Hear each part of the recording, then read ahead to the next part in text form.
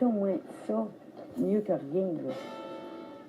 Le 24 décembre 1927, la veille de Noël, Roméo Vachon décolle du lac Saint-Agnès. À bord de son Fairchild, il embarque plus de 750 livres de courrier constitués de colis et surtout de soins destinés aux familles de la côte. En 10 heures, il effectue un aller-retour sur cette île. Roméo Vachon vient d'offrir tout un cadeau à la population nord-côtière. Le service postal aérien de la Côte-Nord est lancé pour de bon et pour longtemps. Vachon ainsi que son acolyte et ami Duke Schiller deviendront des figures légendaires qui vont enflammer l'imagination des plus jeunes. Bon, le premier aéroport qui a été construit à cette île, c'est en 28-29.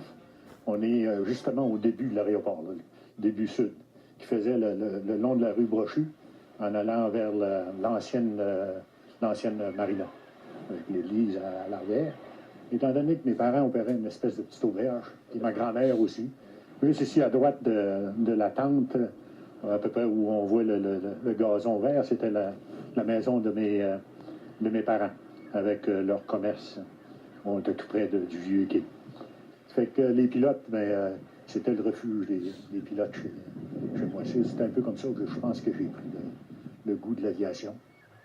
L'histoire de l'aviation au pays est encore jeune. À sa façon, Henri-Paul Boudreau fait aussi figure de pionnier.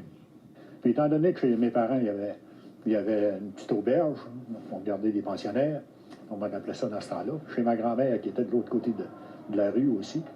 Fait que les pilotes, c'était le refuge des pilotes. Ça fait que la base d'hydravion, en fait, c'était chez nous, c'était chez mes parents, avec un hangar qui servait pour entreposer les huiles, puis qui était le refuge aussi des mécaniciens, pour prendre un petit coup à la cachette. Puis c'est devenu, les aviateurs qui étaient anglophones dans ce temps-là, appelaient le petit hangar de mes parents le Seven Islands Club. Fils de cette île, il devient, en 1950, le premier nord-côtier à obtenir son brevet de pilote commercial. Alors, je regarde ça, puis ça me fait quelque chose. Mais c'était là. Je me vois encore pousser les avions pour les prévenir de s'échouer avec la marée baissante. Ah oui, puis assis dans ces avions-là, c'était quel souvenir. Il me semble que j'ai encore l'odeur de... Un avion, c'est une odeur particulière. C'est surtout là, dans ce temps-là, tu avais des sièges de cuir, là, puis, mêlés avec l'odeur de l'essence, puis de l'huile. L'huile de moteur d'avion, on dirait que ça sent bon. Puis l'explosion des moteurs, ça dégage une fumée. Là. Moi, je humais ça, là, c'était un parfum. Véritable pilote de brousse, Henri-Paul Boudreau a volé pendant plus de 40 ans pour de nombreuses compagnies. Du Norseman au Bellanca, du Canso au Beaver, il les a tous pilotés.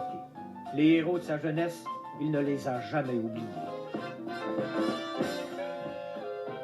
Vachon, je me souviens de mon jeune âge, qui venait à cette île, il était considéré comme une espèce de héros. Je n'étais pas sans me souvenir de ces gars-là qui ont marqué la côte, des vrais pionniers, Vachon, surtout Lucien Gendron, qui m'a donné mon baptême de l'air en 1939.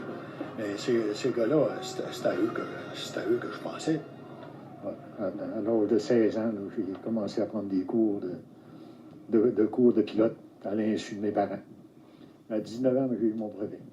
Il ne pas faire autrement qu'un pilote. Ah, mon père disait tout le temps, lui, il disait toujours aux pilotes qui venaient à la maison, lui, là, on ne fera jamais d'autre chose qu'un pilote avec lui, c'est pas possible.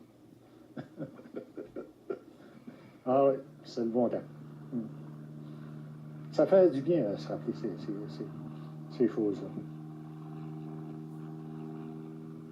L'amélioration du service postal sur la Côte-Nord rend tout le monde heureux.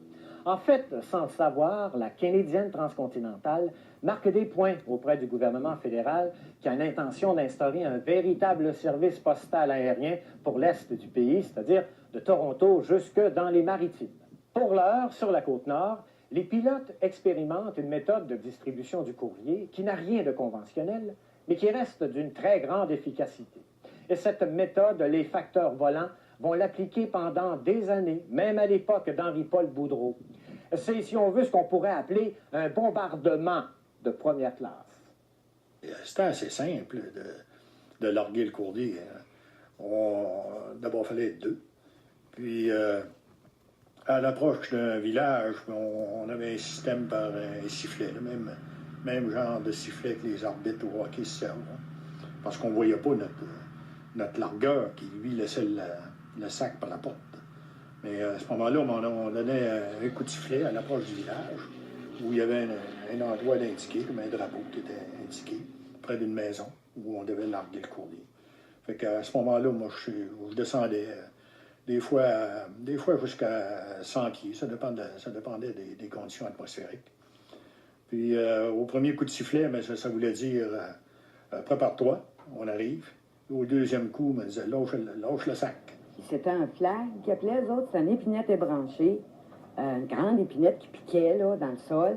Ils mettaient un drapeau au bout, puis les aviateurs demandaient aux gens de taper la neige tout le tour quand c'était l'hiver, là, pour la durcir, pour pas que la poche de malle tombe dans 4 pieds ou 8 pieds de neige même.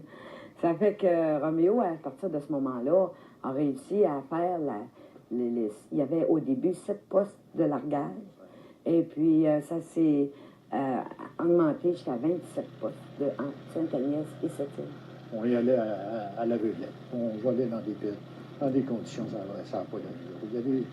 Il y a des fois, ça fait songer. Puis on se réveille encore, des fois, là, à peu près à 100 pieds au-dessus de la ligne de télégraphe. Puis en face d'une courbe. Puis finalement, on arrive au-dessus des villages, on atterrissait. Mais c'était plaisant quand même. On avait l'impression de rendre service.